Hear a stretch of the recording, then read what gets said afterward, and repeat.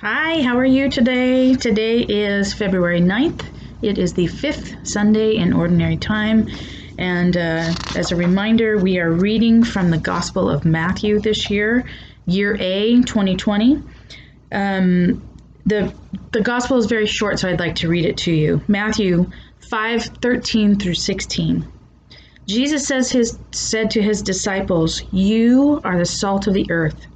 But if salt loses its taste, with what can it be seasoned? It is no longer good for anything but to be thrown out and trampled underfoot. You are the light of the world. A city set on a mountain cannot be hidden. Nor do they light a lamp and then put it under a bushel basket. It is set on a lampstand where it gives light to all in the house. Just so, your light must shine before others, that they may see your good deeds and glorify your heavenly Father." Now, as always, I share my doodles. So here's my doodles for the week. You got a salt shaker, you got a lamp, you got a city on a hill, and you also have a jar with cracks in it, because that's where your light comes through. It's a beautiful passage. It's one of my favorites, Matthew 5:13. You are the salt of the earth. Now, what is salt? Salt is used for several things. It's seasoning. It helps make the law taste better, just like it helps make the food taste better. It's used in preserving. Long before we had refrigeration, we used salting. We salted meat, we salted fish, we salted lots of things to preserve and make these things storable, make our food storable and last longer. And it's also protecting. Even Jesus mentions it. What if the salt loses its taste? What happens then? Well, we throw it on the ground and we walk on top of it, especially in these winter months. Here we are in February. Many parts of the country and parts of the world are experiencing storms and ice and whatnot. We use salt to melt that, to help us, to protect us, to preserve us. If we are the salt of the earth, what does that mean? That means we need to season life, to cheer up our neighbors. We season life, we make it taste better, and we make what we are doing as disciples of Christ, following Christ, we make it look more pleasing to the palate. Oftentimes this world makes us think that the only people who have fun are the sinners. That old Billy Joel song, "Only the Good Die Young." The sinners don't have any fun. It's not true. We have the light of the world through Jesus Christ. Now, this particular passage was taken out of the Beatitudes, the Sermon on the Mount. He had just finished up with those. And then he says, "You are the light of the world. A city set on a mountain can't be hidden." You can't be hidden. So what does that mean? Well, we go back to our first reading, and it tells us exactly what it means to be the light of the world. From Isaiah chapter 58. "Share your bread with the hungry. Shelter the oppressed and the homeless. Clothe the naked. And do not turn your back on your own." Charity begins at home. We start with our own people. We all have family members who have troubles. Maybe you're the troubled one. You need to reach out to other members of your family for help. But if you have family members who are troubled, reach out to them. Give them a phone call. Send up a prayer for them. Send them a note of encouragement. Call them, have them over for dinner. You can do things. Share your bread with the hungry. If you're called to give to the food bank, give to the food bank.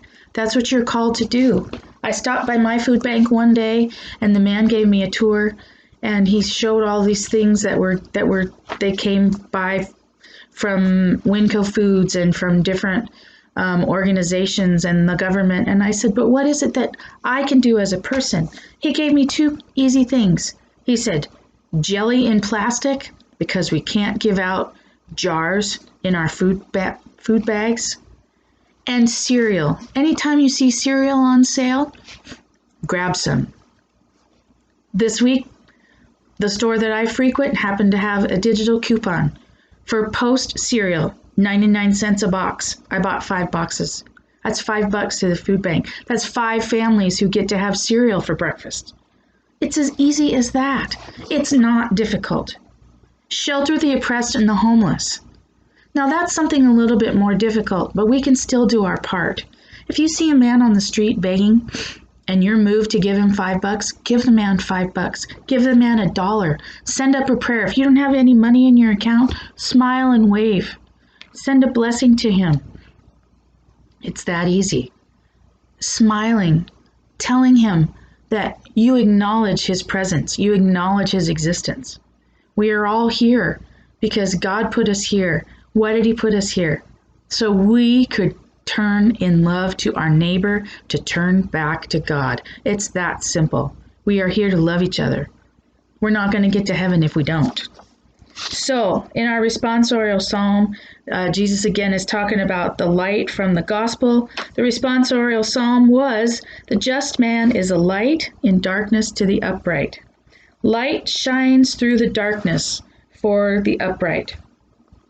That's why I put the cracks in the jar.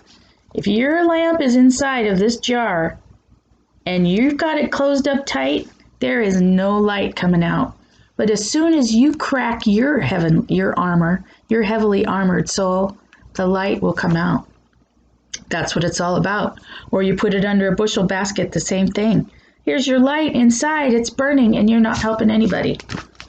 Smile, reach out, love one another. Of course, as always, I say, when you are down and you are depleted, return to the sacraments. If you can make it a habit to go to Mass weekly and receive the sacrament of the Eucharist, do it. Yes, it is an obligation, but just do it, not because you're obliged, because it feeds your soul. Jesus enters your body and you become intimate with Jesus. That's what it's all about. That's what feeds us and keeps us going.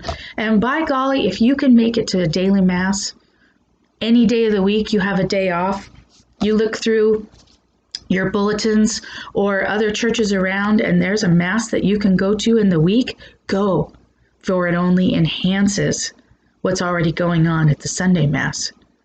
Do extracurricular activities. Be thinking about that. Lent's coming up. What could I do? Well, I have Fridays off. Maybe I could go to Mass on Friday mornings. I have Saturdays off. Maybe I could go to Mass on Saturday mornings. I am so enriched by the ability to go to Mass, daily Mass on Fridays now because I don't work on Fridays. It has blessed me beyond blessings.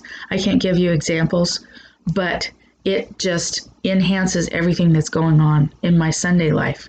Yes, every Sunday is sacred. Name of my journal, every sacred Sunday. Every day is sacred. Every person you meet is sacred. Every person you meet is Jesus. You are the salt of the earth, and you are the light of the world. Jesus is talking to you.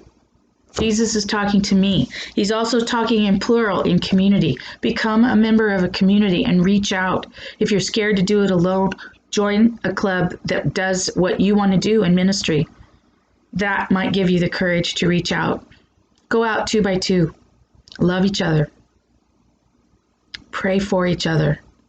Pray for me this week, and I will pray for you. Never forget, you are the light of the world. You are the salt of the earth. You are here to spread the gospel. Try to spread it joyously. May you have a very good week, and I'll see you soon. God bless.